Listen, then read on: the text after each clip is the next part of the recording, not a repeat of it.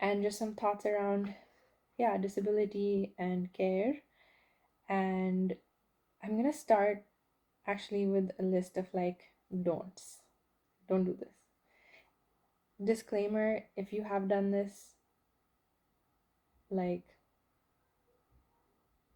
it's okay, you don't have to like put yourself on trial or like be so like just go into shame or something. These are collective cringe things. Like collectively we're all doing these things. Even as disabled people, we do this to each other. And these are my don'ts. Don't do this to me for sure.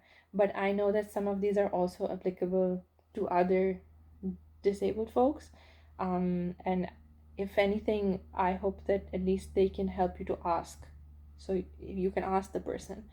Um, and yeah, hopefully we can all just like grow together. So the first thing I wanted to say, the first couple of things I want to say are just like technical things. So one thing for me is that like it's hard for me to walk fast now at this time. So like I have to walk quite slow, and it's like difficult and like vulnerable and sometimes like anxiety inducing to share this with somebody when I'm going to be walking with them for any reason. And I think like it's something I wanted to talk about. So what happens sometimes is when you have to walk really slow and you are walking with someone who is like more able-bodied and like would be walking fast otherwise, as the person who is able-bodied and like walks fast, don't walk fast and then see like what is the gap between you and the other person and then like try to fall back. Instead, it's more helpful to let the slow person who walks slowest, if there's even more than two people, let the slowest person set the pace, right? Because the thing is, even if you yourself are not pressuring this a person like me, as like I'll just keep saying me in the video. So if we're walking together and even if you're not pressuring me to walk fast, but on the street I'm just naturally pressured to walk fast because everybody's walking fast, right? That I feel judged when I walk really slow, especially when I cross the street. Cars honk at me because I appear able bodied. So people think I'm just a cunt or something and I'm being obnoxious. But it's like I can't walk faster than what I'm walking. So even if you're not pressuring me, but I'm just implicitly going to feel pressured when I walk down the street as a disabled person to walk faster than feels like okay in my body. So yeah, instead of like trying to you trying to kind of like set a pace and then like be mindful if like you're going too fast or something, just let me set the pace and then follow that pace. So it's almost like you're walking behind me but not actually walking behind me, but it's like you're following my lead on how fast we should be walking.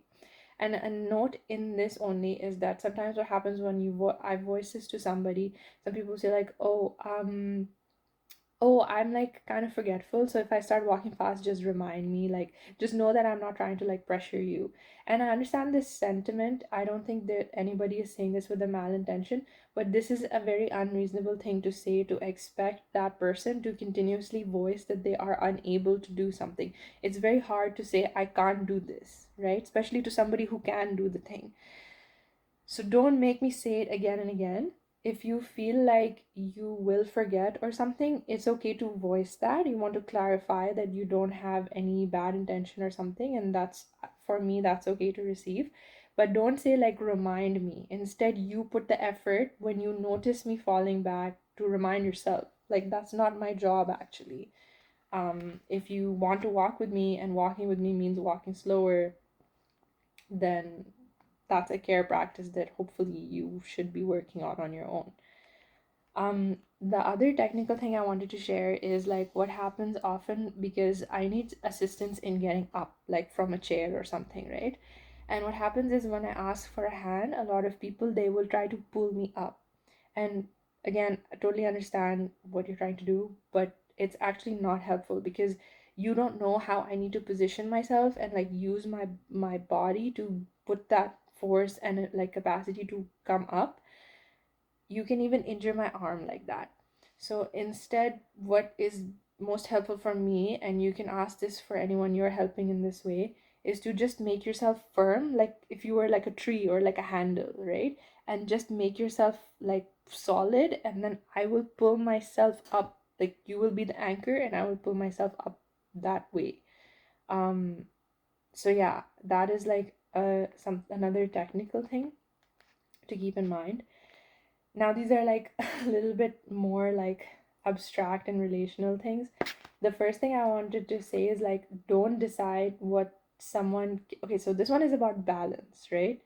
Don't decide what someone can't do, and also make yourself easy to ask for help. So like, don't be like, okay, since this person has this disability, therefore they can't do this thing, and then sort of position yourself either like as a savior of some sort, or just like because what's happening is that you're creating a power dynamic, first of all, or you're playing into the power dynamic that exists by the lack of access that one person has.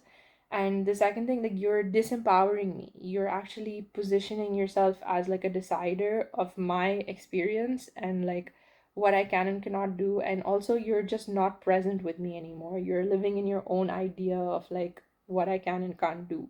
So our connection is not being fostered by you doing that, right? um so I think, like, again, this one is about balance, because you do want to be easy to ask for help, right? Like, for me, like, if I'm struggling to open like a jar of honey, and obviously I'm making tea and you can see that I need to put honey in my tea, or I want to put honey in my tea, and you're like, hey, do you want me to open that for you? Like, that's okay. Or you can say like, hey, I don't mind opening that for you if that's supportive.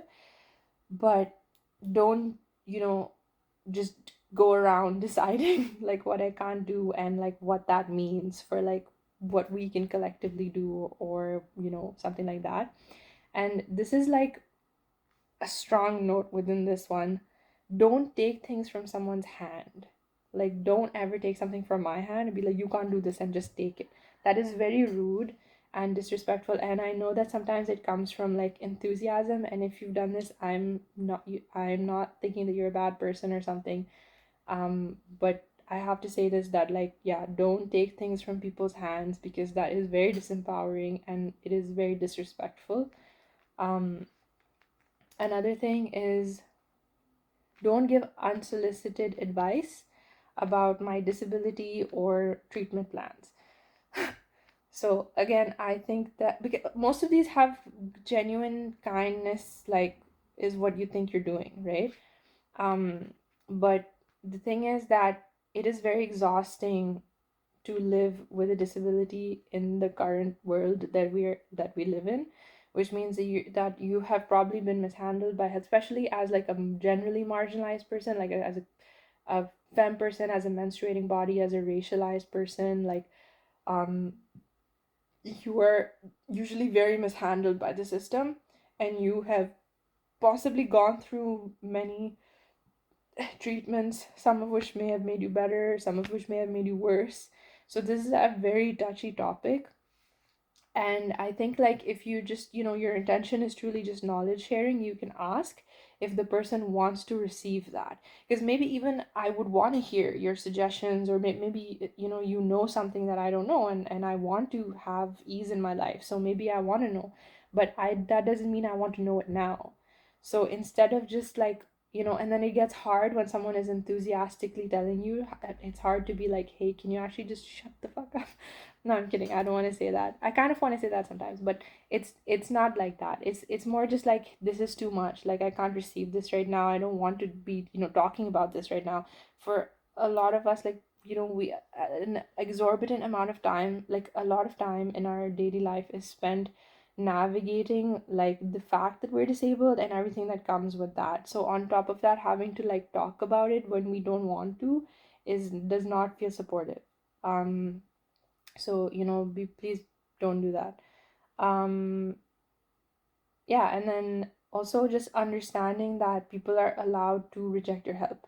So like, if you are kind of like offering help to somebody and they don't want that help, just not villainizing the person, understanding that like they're not trying to like be rude to you or like be difficult or something, but there's so many factors involved in being disabled that only they know what is like best for them.